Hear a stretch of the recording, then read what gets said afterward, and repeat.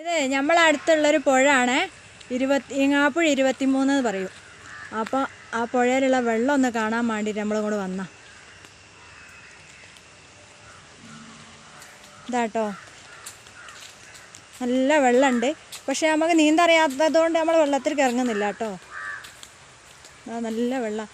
ഇതാ ഈ വേനൽക്കാലത്ത് ഇതിലെങ്ങനെ അപ്പുറത്തെ റോഡ് കണ്ടില്ലേ, അത് കോടഞ്ചേരിയിലേക്ക് കടക്കാൻ പറ്റിയ റോഡാണ്. ആ റോഡിലേക്ക് കടക്കാം. പക്ഷേ ഇപ്പം വെള്ളം ആയതുകൊണ്ട് നമുക്ക് അക്കരെ കടക്കാൻ പറ്റില്ല. എല്ലാ വണ്ടികളും ഇതിലങ്ങനെ പോകലുണ്ട്. വേനൽക്കാലത്ത് സുഖമാണ്. മഴക്കാലമാകുമ്പോൾ ഇപ്പം ഇതിൽ പോകാൻ പറ്റാത്തതുകൊണ്ട് ഈങ്ങാപ്പുഴയിൽ കൂടി തന്നെ പോകണം.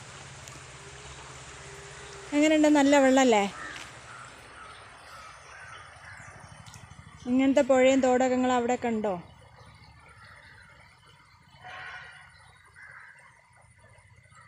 നമുക്ക് അറിയാൻ പാടില്ലാത്തതുകൊണ്ട് നമ്മൾ വെള്ളത്തിലേക്ക് ഇറങ്ങുന്നില്ല കേട്ടോ.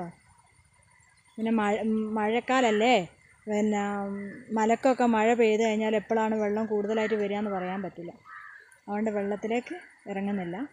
അപകടങ്ങളാണ് മഴക്കാലത്ത് കൂടുതലായിട്ടും വെള്ളത്തിൽ ഇറങ്ങാൻ ഉണ്ടാവല്. അതുകൊണ്ട് നമ്മൾ ഇതിനെ ജസ്റ്റ് ഇതിനൊന്ന് കണ്ടു പോകാമെന്ന് ഓർത്ത് വന്ന. ഓക്കെ, അടുത്ത ഇത് നമ്മൾ നേരത്തെ കണ്ടില്ല, അതിനൊരു പുഴ, അതിൻ്റെ ബാക്കിയാട്ടോ ഇത്. ഇതിവിടെ അങ്ങനെ ഇപ്പുറത്തെ സൈഡിലേക്ക് നമ്മൾ ഈങ്ങാപ്പുഴയിൽ നിന്ന് വന്നപ്പോൾ ഇപ്പുറത്തെ സൈഡിലേക്ക് വന്നപ്പോൾ ഇവിടെ ഒരു പാലമൊക്കെ ഉണ്ട്. ഇതിനൊരു പാലമൊക്കെ വെച്ചിട്ടുണ്ട്.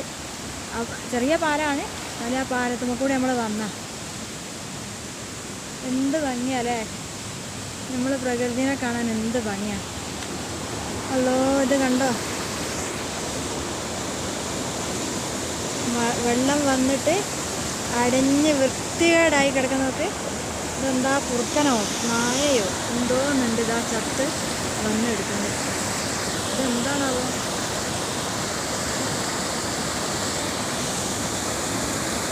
എന്താ അറിയില്ല, കുറുക്കനോ നായോ ഉണ്ടതാ.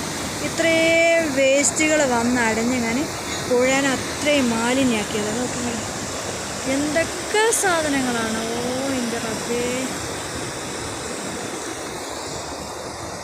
ഇത്രയും വൃത്തികേടാക്കിയിട്ടുണ്ട്. നമ്മൾ മലയാളികൾ പഠിക്കൂല. എത്ര പറഞ്ഞ കാര്യമില്ല. എന്ത് രീതിയിൽ നമ്മളെന്താ പറയുക, സൗകര്യങ്ങൾ ഉണ്ടാക്കിയിട്ടും കാര്യമില്ല. ഒരുപാട് പ്ലാസ്റ്റിക്കും കുപ്പികളും ഒക്കെ പെറുക്കാൻ നമ്മളെ വീടുകളിലൊക്കെ ഇഷ്ടം പോലെ, റോഡിൽ കൂടിയൊക്കെ ഇഷ്ടം പോലെ ആളുകൾ നടന്ന് പെറുക്കുന്നതാ. ഇതൊക്കെ കൊണ്ട് എല്ലാ വേസ്റ്റും പുഴയിലേക്ക് തള്ളും. മലയാളി എന്നും മലയാളി. അത് ഏത് കാര്യത്തിലായാലും മലയാളികൾ ഇങ്ങനെ. എല്ലാവരെയും കുറ്റം പറയാനല്ല, എന്നാലും ഒരു പരിധി വരെ ആൾക്കാർ ഇങ്ങനെ.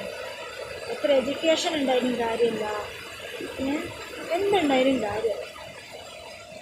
ഇതൊക്കെ നാളെയൊക്കെ നമ്മളെ തലമുറയ്ക്ക് തന്നെയാണ് ഇതിൻ്റെയൊക്കെ ബുദ്ധിമുട്ടുണ്ടാവുക. നോക്കി, അല്ലാതെ കാണാൻ എന്തൊരു ഭംഗിയായി കിടക്കുന്ന പുഴ, എന്ത് ഭംഗിയാണ്.